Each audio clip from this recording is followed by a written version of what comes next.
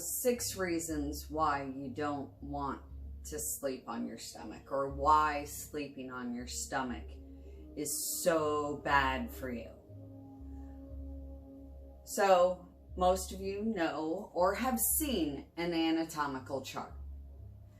In an anatomical chart, this is how you lay a body out so you can access everything on the body. This is what's considered a neutral position. And a neutral position means that the connective tissues are at a neutral, where one side isn't pulled forward and this is tight and this is all overstretched. So it means that the tissues glide and flow the way they're supposed to, and then the blood vessels and the lymphatic ducts and the nerves can all go through that connective tissue and deliver whatever it's supposed to be taking to the different parts of the body. And the toxins and the wastes from the other tissues everywhere in the body can easily flow back out, and we can get rid of the bad stuff. So if we want the good stuff to come in and the bad stuff to leave, we want to keep our body in as neutral of a position as possible. So sleeping like, hold on, let me grab a pillow. Sleeping like this will thoroughly jack your body up. See this hand right here, this one that I'm tapping back and forth? It is palm down. My shoulder is hanging out right next to my ear. And everything right here is super, super short. And it brings my collarbone way up. And it brings my shoulder blade up and forward. And that makes a misalignment between the two, and then most definitely with that arm bone. So this is about the worst way you can sleep, because then this arm is rolled forward. So now everything in the front of me, or this is almost as bad. But at least this, the shoulders and the hips are in the same plane. So this fetal position is better than sleeping with one leg cocked out. Now, if you sleep with this left leg cocked out, let's just, for instance, you sleep the way that I am sleeping or laying here right now. This left leg that's cocked out throws off the tailbone because it flares out the front of the hip and causes a pinching at where the hip and the tailbone meet, which can then cause sciatica, which is either it could be a dull annoyance that goes down the backside of your booty and towards the outside of your leg, down near the outside of the knee. And if it's really bad, it'll split off from the knee and go here into the big toe, or it'll come down the back of the leg and go across the bottom of the foot. Most of the time, it's going to go out and across and hit that big toe. But when you're also like this, or if you're not a stomach sleeper and you sleep on your back with your leg cocked out, this is just as bad. Okay, it's not just as bad, but it's pretty bad because when I'm like this, once again, my shoulders are hiked up towards my ears, shortening everything here. And when this is your go-to position when you're sitting and watching TV or sleeping with your arms up, you are shortening the muscles, the connective tissue, and everything. So naturally, throughout the day, your body wants to hike these up. So you're gonna drive with your arm up on the window and your hand up at 11, 12, or 1 o'clock, or you're gonna lean on your center console and drive with your other hand up at 11, 12, or 1 o'clock. Naturally, your body wants to go to its default position. Now, if you're also sleeping like this, your body's also going to want to do this because it's hiking your shoulders up. And when you cross your arms, sleep like this, sit like this, drive like this, you are reinforcing a shortening and a tightening of the tissues, which then does not allow a gliding and a flowing of the connective tissue, which holds everything in place. It gives everything shape within your body, and it allows it, if it's not gliding, it's like this, and it's binding. And this binding doesn't allow blood, lymph, or nerve to pass through it. So let's go over the most important way, or the best way that you could sleep to promote health and wellness throughout your body, improve digestion, improve blood supply to every part of your body, and most importantly, your organs.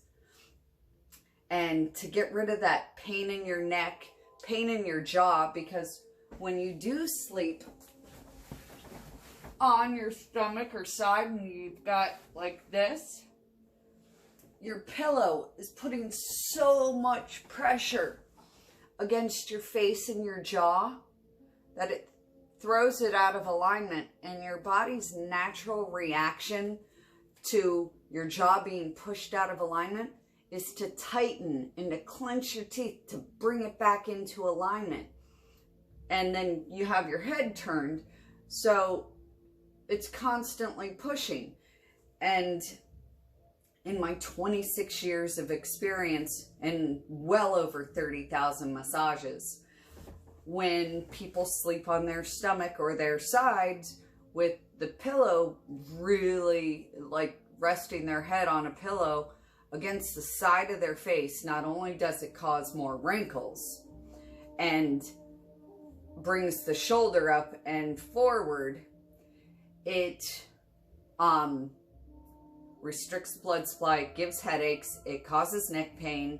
Your arm that's up, almost always, your ring and pinky finger will go numb. And that's your body's way of saying, hey, stupid, stop doing this. It sucks. I hate you for doing this. But we don't really pay attention to our bodies. We tell our bodies to shut up and do what I want you to do until your body shuts down and says, screw you, I'm not doing anything. And this is just upper body. But when you're rounded forward, it compresses your ribs. Your ribs are supposed to have space. When your shoulders are rounded forward and closed together in the front, it pinches your ribs, which won't allow your diaphragm to fully open.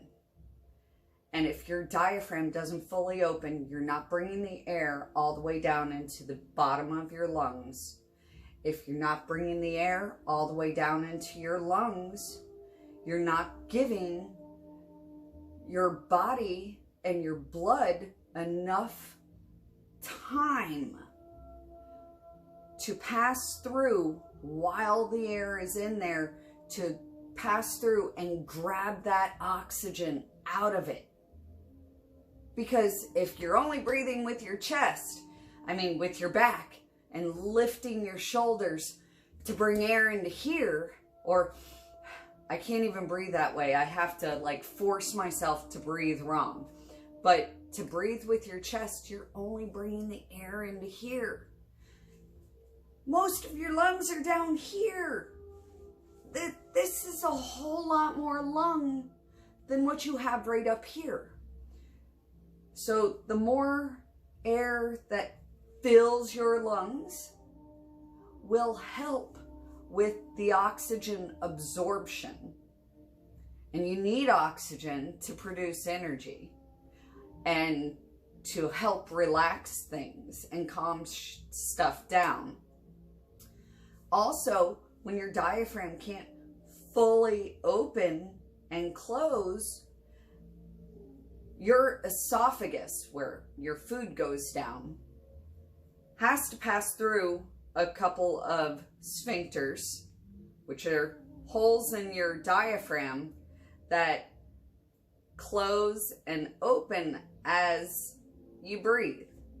And if you're not breathing properly, sometimes they are not fully closing, which can cause a reflux of the stomach acids and cause burping and different acid indigestion issues, because you got to close it off.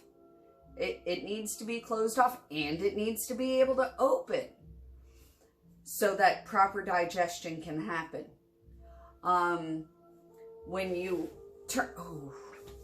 turn your leg out on a regular basis, you flare this hip out. When this hip is flared out, right or left, it doesn't matter, whichever leg you turn out, you then have a stretching diagonally across the abdomen, which then restricts the blood, the lymph, and the nerve passing by that, because then this side's a little more compressed also. So you're restricting all the space for your organs, and you're restricting in different diagonals and horizontals of blood flowing to organs and beyond into the pelvis and down into the legs. So if you have any kind of leg swelling, pain, or numbness, stop crossing. You're supposed to be able to cross, but you are not supposed to sit or spend an excessive amount of time in any position beyond neutral. If you were to sit like this, this won't be comfortable for very long, so you don't spend much time in it. You can go to different positions, as a stretch, because your body's supposed to be able to move in these positions, but you should not stay in them. So I've gone through way more than I needed to, but it's so important for you to understand how everything really does work together. So let's go over the best ways to sleep. I have two positions which I feel are the best positions for helping out a side/stomach sleeper to get the shoulders and the pelvis in the same plane and perpendicular to the spine. So you want this and this and this all like that. You don't want twisting. You don't want crushing. So you will need 3 pillows. This is a dense standard size pillow, which will go behind my back. A king size pillow, which goes between your legs, and I will explain why. And then another pillow for under your head. I'm going to show you facing you first, and then I'm going to show you facing the opposite way. So, to set it up, for me to face you on my right side. You want the one pillow horizontal that you're going to lay your head on. Then the other pillow vertically that's going to go behind your back, but it's going to rest on your spine, not at your booty. Because if it's coming from your booty, your butt's usually bigger and sticks out further than your back. And if it's propped down near your booty, it's going to push your top hip forward. And you don't want that, because then you have a twisting, and then you have diagonal stretching and restriction. So you're going to lay like this, get your arm here, and then your other pillow goes lengthwise, and you have your foot and your ankle fully supported. So now I'm mostly on my side. Then I'm going to turn a little further so that I'm on my back. Now this arm is not up. It's either at a 90 degree to your body or like this. But my shoulder is a normal distance from my ear. My chest is fully open, which then raises my rib cage. That pillow behind my back is allowing my hips and my butt to fall backwards. And both my bottom leg is bent and my top leg is extended. Now, if my top leg is bent as well, you see how it rotates my body forward. Even if I bring the pillow here, it rotates because I'm trying to open my body instead of close it. So this is the best opening position. If you start this way every single night, you're going to find that this position is really comfortable. And if you're snuggling, or, well, you shouldn't snuggle. Snuggle time is snuggle time. Sleep time is sleep time. Stay on your own side of the bed is what I say. My boyfriend and I, we will snuggle for about 10 to 15 minutes, and then my shoulders start saying, oh no, no, no. I love you, but please, please let me open up. And I'm a back sleeper. And you can't turn a stomach or a side sleeper into a back sleeper immediately. This is the best transition position. So you sleep on your side slash back now. You're at like a 45 or a 60 degree angle to the bed, letting your bottom shoulder open and keeping your palm up, which opens up your body. And you can either rest your hand here, you can put it there, you can do this. If you do this, you once again have twisting, and you're shortening everything here. Your shoulder is hiked up towards your ear. So you want to lay like this. Now, let me show you facing away. You basically just flip the pillow that's behind your back, and you keep everything else the same.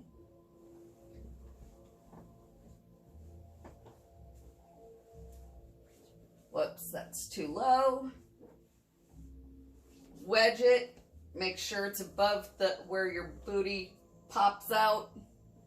And full support on the foot and the ankle. Because if you don't have full support and your foot is just dangling like this, I already feel a pulling in here that within 5 minutes I'll be feeling it in my knee, and then I'm going to feel it in my hip, and I am not going to stay in this position if I feel a pulling going all the way up to my hip because of laying in it.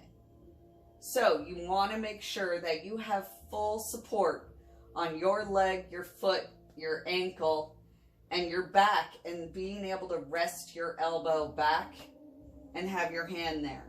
My whole body, my shoulders and my pelvis, my hips are in the same plane, and they're perpendicular. And I have no pressure on my jaw. My skin and my face is back, so I'm not getting as many wrinkles because of sleeping. I mean, we're gonna get wrinkles as we age, but you don't need to get them because of how you sleep. That's just silly. So this is the best transition sleeping position that you could have to promote health and wellness throughout your body.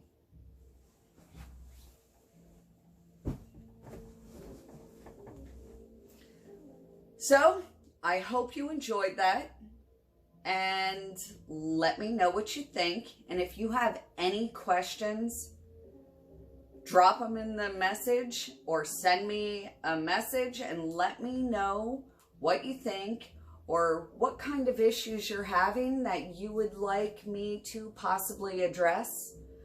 Like I said, I have 26 years experience dealing with connective tissue and injuries and pain, either from myself or my clients. I used to be a stomach sleeper a really long time ago, and I also used to be a side sleeper until I dislocated my shoulder. Then I decided it wasn't worth it anymore. So thank you very much, and I hope you have a fabulous day. Try this every night for at least 15 to 30 minutes and create a new habit, a new good habit.